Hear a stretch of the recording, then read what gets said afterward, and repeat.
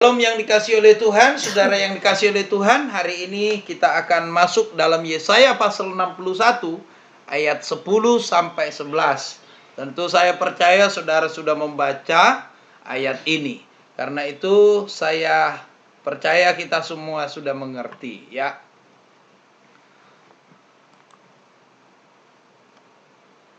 Saya memberikan tema sukacita Tuhan. Jadi bukan sukacita kita, tapi sukacitanya Tuhan. Jadi kapan Tuhan itu bersukacita? Apa yang membuat Tuhan bersukacita? Kira-kira seperti itu. Jadi sukacitanya Tuhan. Ya. Jadi hari ini tema kita adalah sukacita Tuhan. Ketika kita mengerti apa yang disukai oleh Tuhan, apa yang membuat Tuhan bersukacita, tentu kita orang-orang yang cinta kepada Tuhan, pasti kita berusaha membuat hatinya bersukacita, ya. Itulah sebabnya hari ini saya memberikan tema sukacita Tuhan. Artinya kita harus mengerti apa yang disukai oleh Tuhan. Ya. Kita sudah melihat bahwa Yesaya pasal 61 ini adalah kitab mesianik. Ya. Jadi kitab mesianik itu maksudnya adalah ayat itu berbicara tentang Mesias. Jadi yang berarti bahwa semua yang dibicarakan di dalam pasal ini, bagian ini, atau kalau ada dipisahkan dengan perikop, ya perikop, tapi ini kebetulan satu pasal. Jadi seluruh yang dibicarakan dalam pasal ini adalah berbicara tentang mengenai Mesias. Ya. Dan saya sudah sampaikan bahwa Mesias itu adalah Yesus. Dalam perjanjian baru, ya, Yesus. Jadi dalam Yesaya pasal 61 ini berbicara tentang Mesias. Itulah sebabnya saya berkata bahwa seluruh penggenapan apa yang dijanjikan oleh Allah di dalam kitab Yesaya itu semuanya akan digenapi ketika Mesias itu datang. Itulah sebabnya setiap ada fenomena besar di Israel, selalu mereka mengaitkan dan bertanya apakah itu Mesias atau tidak. Waktu Yohanes datang sebagai pembaptis, maka mereka bertanya kepada Yohanes apakah dia Mesias. Waktu Yesus melakukan banyak mujizat, mereka bertanya apakah dia Mesias. Nah, itu membuktikan bahwa bagi orang Israel Mesias itu adalah sangat penting. Kenapa? Karena dari kitab Yesaya ini kita melihat seluruh apa yang dijanjikan oleh Tuhan itu akan digenapi ketika Mesias datang. Nah, tapi Mesias sudah datang dalam perjanjian baru. Karena itu harusnya seluruh janji yang diberikan Tuhan kepada kita hari ini kita bisa nikmati. Ya. Ya, Yesus adalah orang yang diurapi Allah sebagai utusan Allah untuk melakukan kehendaknya yang dimaksud pasal 61 ayat 1 dan 2 itu. Dan itu adalah Mesias. Nah, kita juga sudah melihat tugas Mesias. Ya, mulai ayat yang ketiga, bahwa ketika Mesias itu datang, maka dia akan memulihkan orang-orang yang ada di dalam Tuhan, yang percaya kepada Mesias itu. Nah, ayat 3 itu berbicara tentang karakter orang-orang yang dipulihkan oleh Mesias. Itulah sebabnya jelas firman Tuhan berkata, siapa di dalam Kristus, dia adalah ciptaan baru, yang lama sudah berlalu, sesungguhnya yang baru sudah datang. Itu bicara soal karakter. Jadi karakter orang yang ada di dalam Mesias, di dalam Kristus itu baru. Ya, karena itu semua orang yang ada di dalam Kristus, dia adalah ciptaan baru. Yang lama sudah berlalu. Ayat 4 sampai selanjutnya ada pemulihan keadaan yang suatu saat akan dipulihkan. Tanah yang dipatok oleh Allah ketika Yosua keluar dari Mesir menuju ke tanah Kanaan, ada patok yang ditunjuk oleh Tuhan di situ. Nanti secara lahiriah bagi mereka akan dipulihkan. tetapi secara gereja juga Kristus akan datang memulihkan setiap orang yang percaya kepada Tuhan. Jadi penggenapan sekaligus, penggenapan gereja dan penggenapan secara lahiriah keturunan dari Abraham. Ya, jadi tugasnya Mesias itu nanti akan memulihkan semuanya itu. Sehingga dunia yang baru, seluruhnya ada karakter yang baru di sana.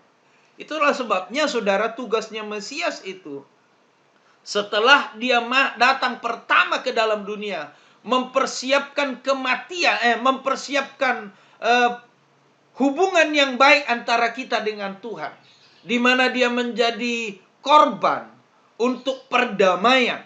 Ya.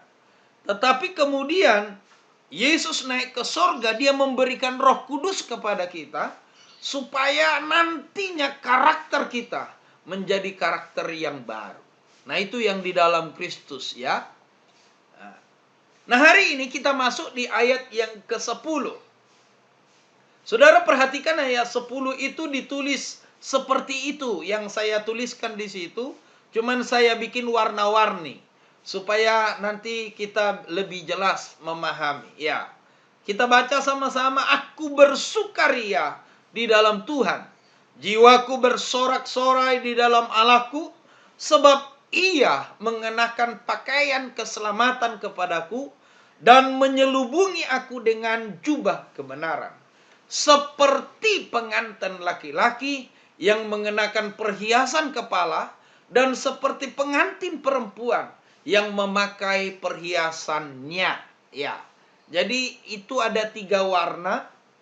Warna pertama kuning telur itu adalah sebuah pernyataan. Ya, pernyataan dari seseorang. Ya. Ada orang yang berkata dalam terjemahan tertentu Yerusalem, tapi saya lebih setuju bahwa ini adalah pengakuan dari Sang Mesias. Ya. Ini karena bicara seluruhnya pasal ini harusnya adalah bicara soal mesianik. Ya. Jadi Kristus yang sebenarnya berbicara itu. Aku bersukaria di dalam Tuhan. Jiwaku bersorak-sorak di dalam Allahku. Nah, penyebabnya adalah yang putih. Apa yang menjadi penyebab sukacita dari Sang Mesias? Karena Ia mengenakan pakaian keselamatan. Sebab Allah mengenakan pakaian keselamatan kepada Sang Mesias itu. Dan menyelubungi Sang Mesias dengan jubah kebenaran. Ya. Itulah yang membuat jiwanya bersukacita. Ketika Allah memberikan dia pakaian keselamatan, dan ketika Allah menyelubungi dia dengan jubah kebenaran, itu membuat dia bersukacita. Nah, seperti pengantin itu tulisan merah, itu adalah penjelasan bagaimana gambaran kepada kita, bagaimana dia mengenakan keselamatan. Bagaimana dia mengenakan jubah kebenaran. Jadi sebenarnya bagian itu hanya 2 bagian. Ada sukacita, penyebab sukacita, dan tulisan merah itu sebenarnya adalah memberikan pengertian kepada kita bagaimana jubah itu dikenakan kepada dia, yaitu seperti pengantin laki-laki yang mengenakan perhiasan kepala, ya, yang seperti pengantin perempuan mengenakan perhiasannya mau bertemu dengan sang mempelai laki-laki, ya. Nah, ayat 11, sebab seperti bumi memancarkan tumbuh-tumbuhan dan seperti kebun menumbuhkan benih yang ditaburkan. Nah, ini gambaran, saudara. Gambaran apa? Kerinduan dan keinginan. Demikianlah Tuhan Allah akan menumbuhkan kebenaran. Nah, tadi kan Sang Mesias itu berjubah kebenaran. Ya. Berpakaian keselamatan dan berjubah kebenaran. Demikianlah Tuhan Allah akan menumbuhkan kebenaran dan puji-pujian di depan semua bangsa-bangsa. Nah, itu ayatnya yang ayat 10 sampai 11. Mari kita pahami bagian-bagian ini. Kalau kita membaca ayat 11 ini, ya, ayat 11 tadi, di mana sebab seperti bumi memancarkan tumbuh-tumbuhan. Nah, ini jelas bumi ini ada, entah itu rumput, ada tumbuh-tumbuhan. Seperti kebun, ya, kalau kebun itu jelas ditanam benihnya. Ya, benih yang ditaburkan itu akan tumbuh. Ya, demikianlah Tuhan akan menumbuhkan kebenaran. Nah, itu di situ. Nah, kalau kita melihat ayat itu, maka keselamatan yang dimaksudkan, yaitu jubah di ayat yang ke-10, bukanlah keselamatan pribadi. Ya. Jadi ketika kita membaca ayat itu, ayat 11, di mana seperti bumi menumbuhkan tumbuh-tumbuhan, seperti benih yang ditaburkan di kebun, demikian keselamatan akan muncul. Maka sebenarnya yang dimaksud dengan keselamatan di situ bukanlah keselamatan pribadi. Karena di dalam ayat 10 itu tadi kita melihat bahwa dia bersuka cita karena dia berjubahkan keselamatan, berpakaian keselamatan dan jubah kebenaran, itu seolah-olah pribadi. Tetapi ketika kita membaca ayat 11 lanjutan itu, maka kita temukan di situ sebenarnya bukan keselamatan pribadi, tetapi keselamatan banyak orang. Ya.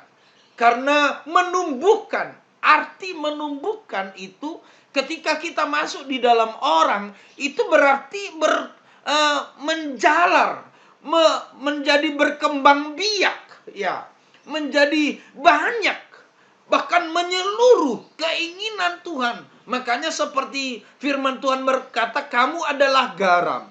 Maksud garam itu adalah bahwa kita mempengaruhi yang lain. Seperti itulah benih. Kalau kita adalah benih kebenaran, maka kita akan bertumbuh dan menghasilkan kebenaran-kebenaran yang lain terhadap orang-orang lain maksudnya. Jadi seperti itu yang dimaksud dari ayat 11. Artinya bahwa keselamatan itu bukan keselamatan pribadi yang dimaksudkan seperti tulisan ayat 11 tadi. Ya, ayat 10 tadi. Jadi saudara pahami, kita melihat ayat 11 ini, ya. Artinya bahwa ayat 10 bukan berbicara keselamatan pribadi, tetapi pribadi yang menyelamatkan banyak orang. Ketika ayat itu berkata, aku bersuka cita karena Tuhan memberikan pakaian keselamatan itu adalah maksudnya pribadi yang memakai keselamatan itu memberikan keselamatan kepada yang lain. Ya. Jadi pribadi yang menyelamatkan banyak orang. Ketika kita membaca ayat 11 ini, artinya saudara yang dikasihi oleh Tuhan, itulah sebabnya saya berkata tadi bahwa ayat 10 itu adalah pernyataan Sang Mesias, di mana ayat 1 pasal 61 ayat 1 berkata bahwa roh Tuhan ada padaku. Siapa dia? Orang yang diutus oleh Tuhan.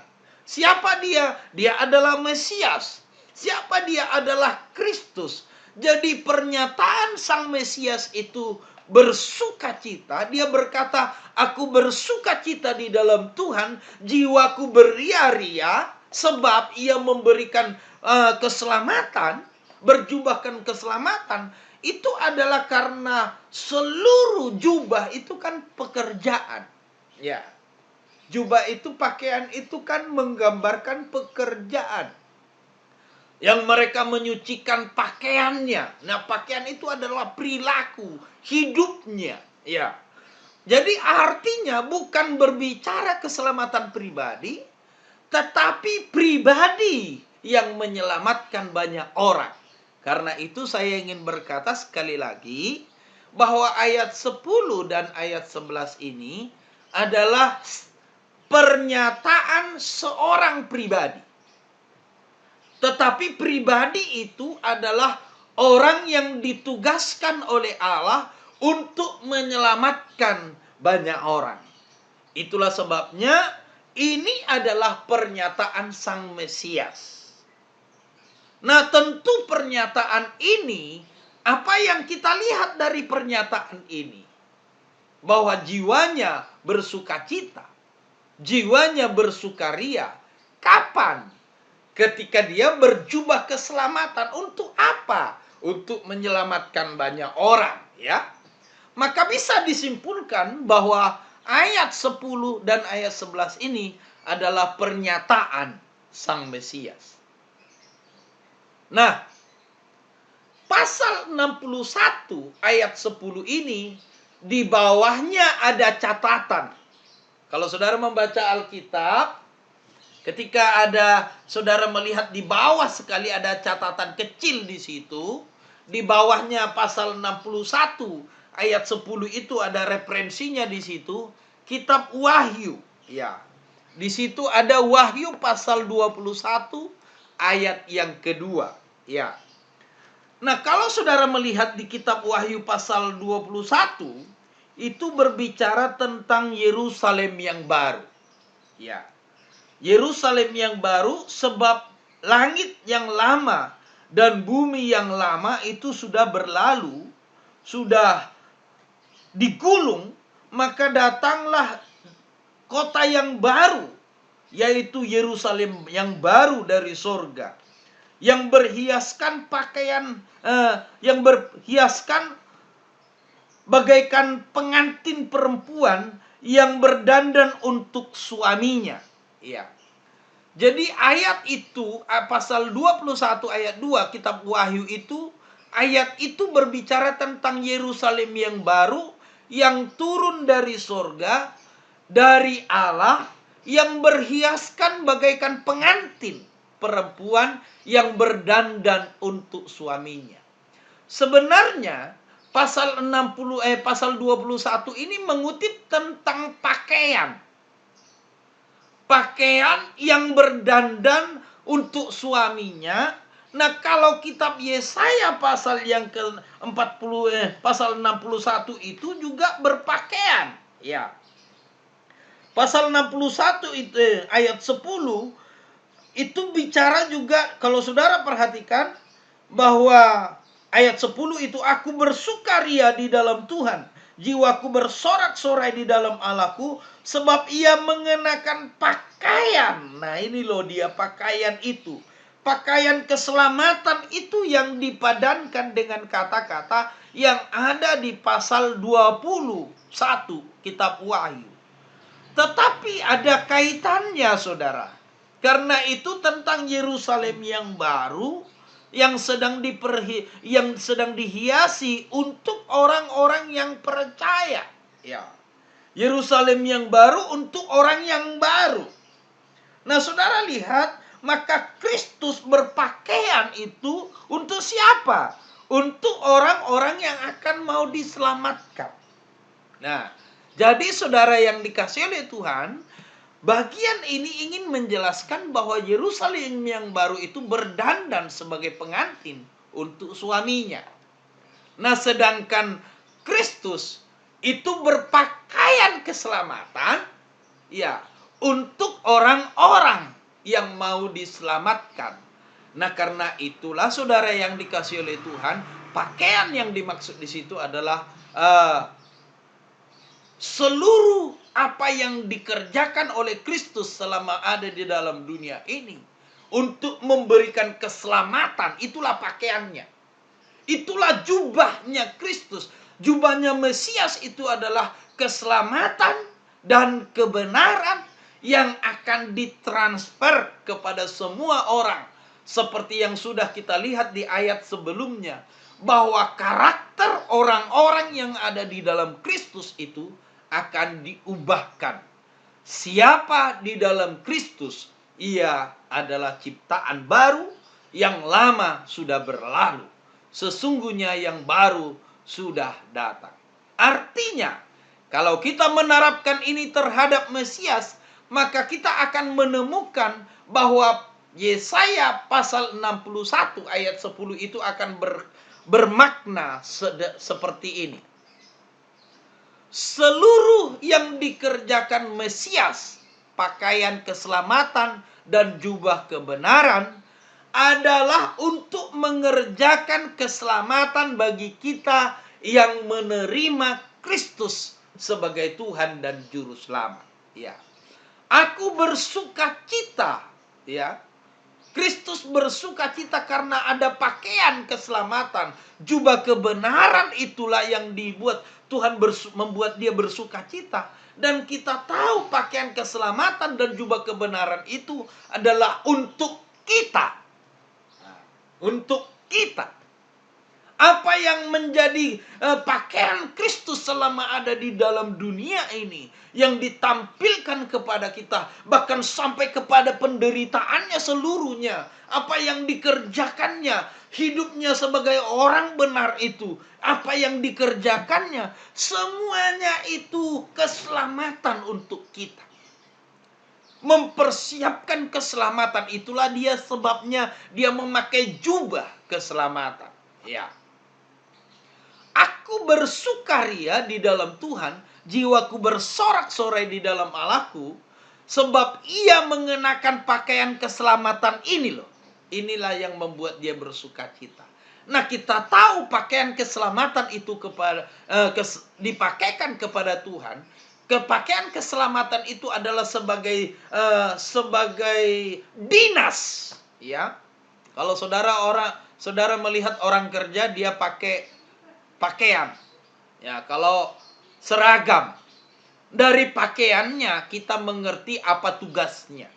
Ya.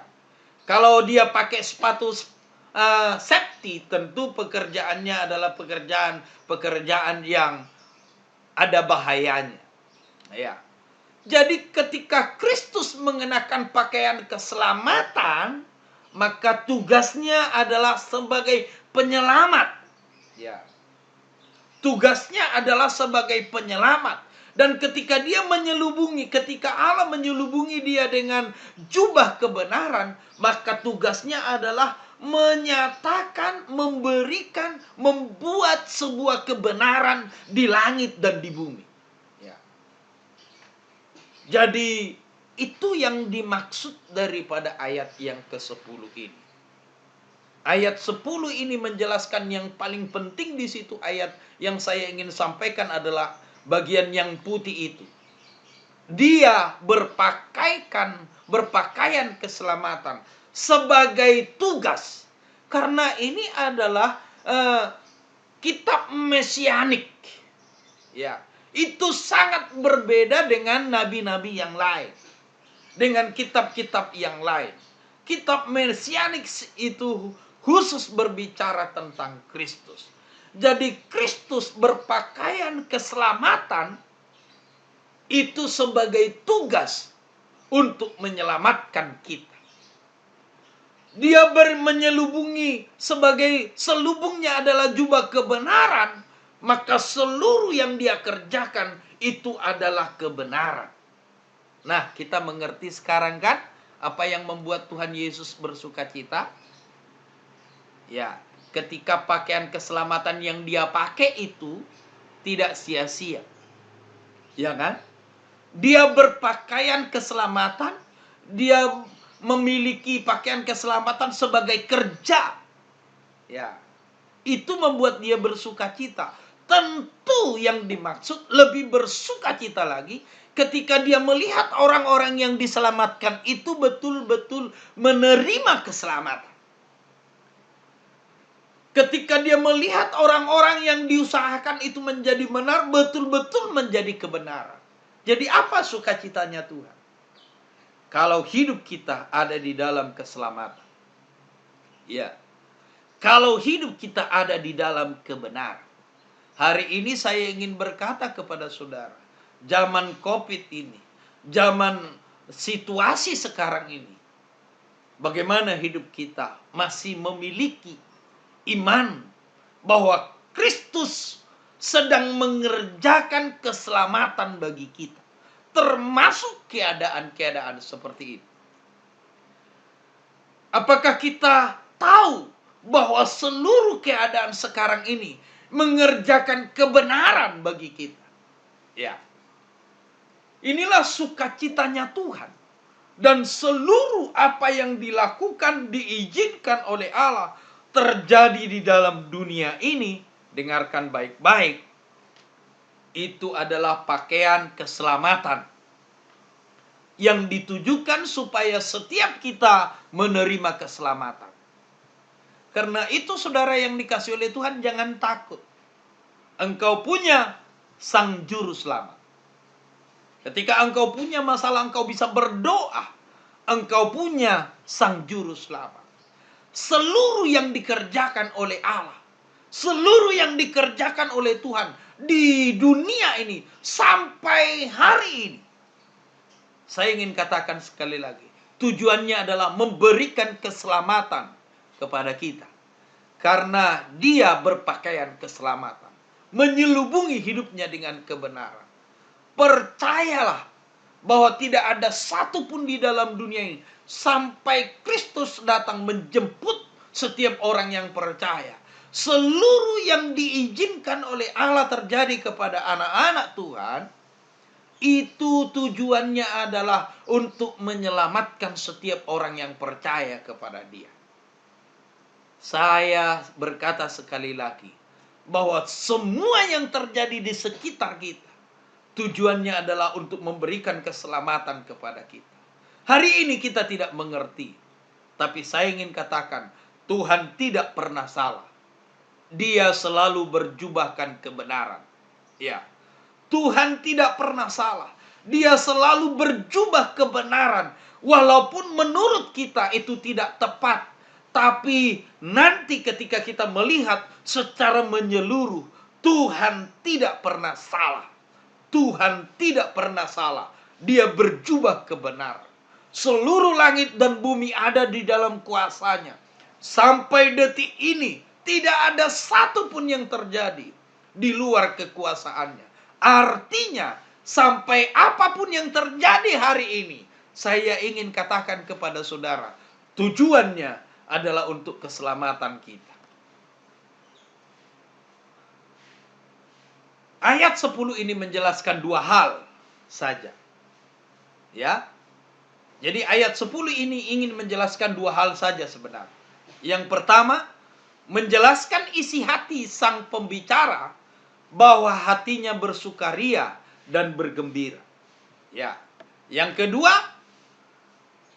apa yang membuat dia penyebabnya bergembira dan bersukaria? Yaitu tadi, karena dia berjubahkan kebenaran. Karena dia memakai pakaian keselamatan. Nah, hari ini itulah ayat ini. Ayat 10 ini. Nah, kita mengerti sekarang ayat 10 ini, pernyataan itu. Kerinduan Tuhan yang membuat Tuhan sukacita adalah keselamatan kita. Ya. Yang membuat Tuhan bersukacita adalah ketika kita diselamatkan. Karena itu jangan takut sekali lagi.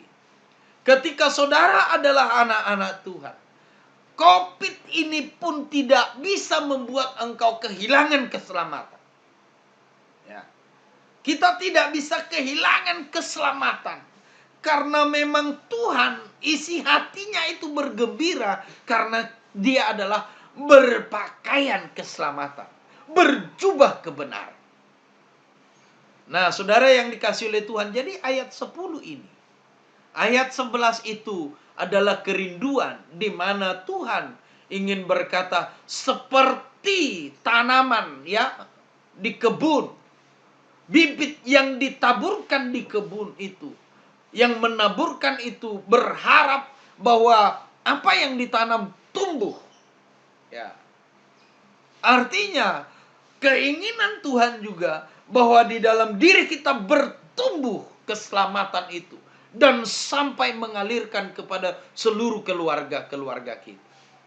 Nah, dengarkan baik-baik. Sekali lagi, apa yang diinginkan Tuhan?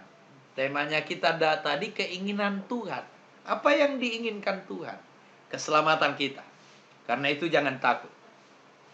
Jangan gentar. Dia selalu merindukan keselamatan kita. Apa yang diinginkan Tuhan? Yaitu kebenaran akan bertumbuh. Kebenaran apa yang disampaikan oleh Allah, itu adalah jubah kebenaran. Itu pasti dilakukan oleh Tuhan. Kebenaran itulah yang akan terjadi. Karena itu saudara yang dikasihi oleh Tuhan, sekali lagi saya ingin berkata, jangan takut. Tuhan pasti memberikan kita keselamatan. Ya. Bagian tulisan merah itu adalah penjelasan bagian yang kedua, di mana seperti pengantin, seperti itulah Tuhan serius. Pengantin itu kan serius, tidak ada yang main-main. Ketika kita mau masuk di pemberkatan nikah, semua perhiasan kita itu adalah semua perhiasan yang serius, yang ingin ditampilkan. Itu adalah perhiasan yang sungguh-sungguh, bukan sebagai yang penting ada. Enggak. Karena itu setiap orang menikah, selalu tujuannya ke sana seperti pengantin itu. Seperti itulah Tuhan mengenakan pakaian keselamatan. Dia serius ingin menyelamatkan. Itulah sebabnya dia sampai mati di kayu salib. Karena itu percayalah saudara, engkau pasti diselamatkan oleh Tuhan. Tuhan serius mengerjakannya itu. Kita pasti diselamatkan oleh Tuhan. Karena itu berharaplah kepada Tuhan. Kita sungguh-sungguh berharap kepada Tuhan. Mari kita berdoa.